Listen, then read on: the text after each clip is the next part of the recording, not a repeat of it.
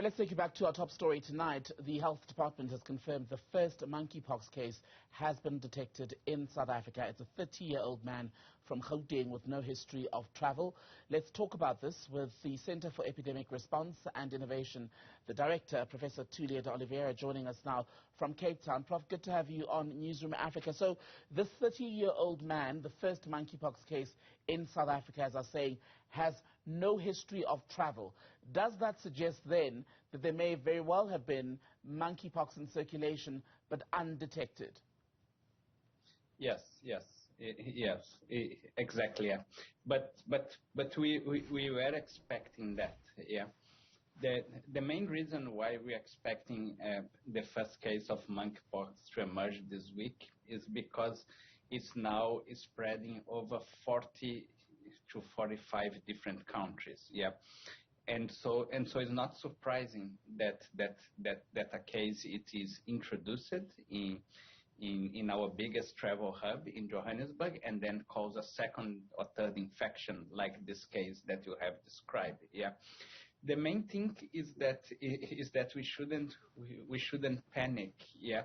We are expecting and we will expect the cases of monkeypox to grow quite fast in the next few weeks. Yeah, so for example, in the UK now, they have close to depending if you put confirm and suspect, close to 1,000 cases. Mm-hmm. Yeah, and we do expect the case to grow in South Africa, but we do not expect a big epidemic or a pandemic. So monkeypox has previously known to have been endemic to Western Central Africa. This year we've seen there was initial alarm raised when cases were picked up in Europe, countries such as the UK as well. What's changed this year? Why are we seeing a spread outside of the endemic areas? Okay, so the first thing that changed, and that's where the field that we work, and we have worked with colleagues in the UK from Oxford and the US from Harvard to trace that, yeah, is that the current outbreak that's happening in the globe, it is human-to-human transmission. So what did happen? It happened that since 2018, that's where we put the time of that, and potentially in 2020 and so on. The virus, it has adapted to human transmission. So what it happened? It had like more than 50 mutations, which is signal of human adaptation, and now it can be better transmitted between humans to humans. At the moment, the main route of transmission between human to humans, which do not involve animal reservoir, it is by very, very close contact, potentially sexual contacts between individuals. Yeah. Mm-hmm. And given that context, then, how prepared is South Africa to deal with a possibly larger outbreak? So first, we are not expecting a very, very, very larger outbreak. At the moment, the viruses, the monkeypox, is still transmitting in closed networks of very, very, very close contact. Yeah. Second, yeah, and you heard our Minister of Health, yeah, Joe Passler, highlighting that monkeypox, most of the case, like the great majority of the case, more than 99% of the case, they are very mild. The main symptoms that they may develop may be some lesions, yeah, and maybe some headache and fever. So we're not expecting people to get very, very sick, and neither to spread very further.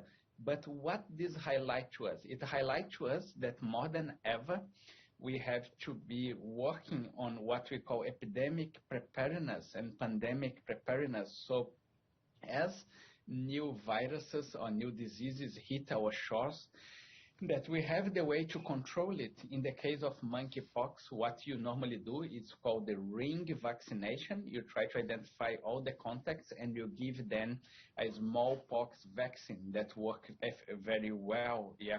And in the same way, to have good diagnostics and people that are seen to capture the disease to be isolated for 1 or 2 weeks. This means that they don't continuous transmission. So it's much easier to deal than COVID. Right. Thank you God, because we don't need another one. And we do have the tools, but not now we have to do is to implement them to control the outbreak. So the United Kingdom, which you referenced earlier, is now looking to vaccinate people who are in the high-risk category, either because they're immunocompromised or having looked at their sexual profile, shall we say. Should we be going in that direction? I think that the most effective intervention is what they call the ring vaccination. That's when you interview all the positive cases, you try to identify the close contacts, and you try to vaccinate them very quick. So it means before they can acquire the disease. Yeah, and I believe that's what our National Institute of Communicable Diseases is doing at the moment. It is doing some contact tracing, yeah, to try to identify close contacts and to vaccinate them. That's the most effective strategy for this kind of disease, is the ring vaccination. And I think that's what South Africa will follow. Of course, that we always risk, unfortunately, what happened in COVID, that's vaccine hoarding. So what it means that the rich country hoard all the vaccines and they are not available to us.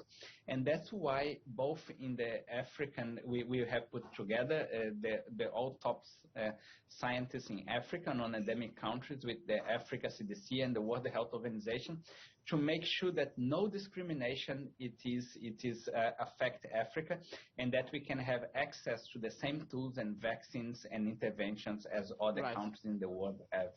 And the World Health Organization, as we're saying today, has been meeting from this morning. What they're looking at now is whether this current outbreak of monkeypox, in fact, constitutes a global health emergency. Are we there yet? And what would that change if it does come in the form of a declaration? Okay, so just to ground you, in the last 5-10 years, we had 4 main global emergence outbreaks. So it including the influenza, it including Ebola, it includes Zika, and it includes SARS-CoV-2 or COVID-ID. Yeah. So one normally is quite careful to call what you call a global emergency and to action. So I am involved in these discussions. We have met many times with the World Health Organization. I do sit in what they call the Virus Evolution Working Group that discuss how virus evolve to better transmission. Yeah. At the moment, there is discussion about calling that a global outbreak. Yeah, it's also discussion about getting better naming for the viruses. For example, there's a lot of confusion. This virus is not transmitted by monkeys. Yeah, and is neither very highly prevalent in Africa. So people are talking about the West African clade. So what we are trying to do is to try to get some proper naming and epidemiological naming of the clades that help to better identify where the clusters of infections are to get some intervention. So at the moment, it's quite early to say if that's a global emergence. Yeah, we should hear about that later this week or next week. But the important thing is to highlight that, unfortunately, viruses will jump from animal reservoirs to humans, and we're going to sustain human-in-human transmissions. So that's the time that we should strengthen our first line of defenses, which at the moment in South Africa should be contact tracing, isolation, and ring vaccination of close contacts. Thank you very much, Professor Túlio De Oliveira. Good to have your time as always.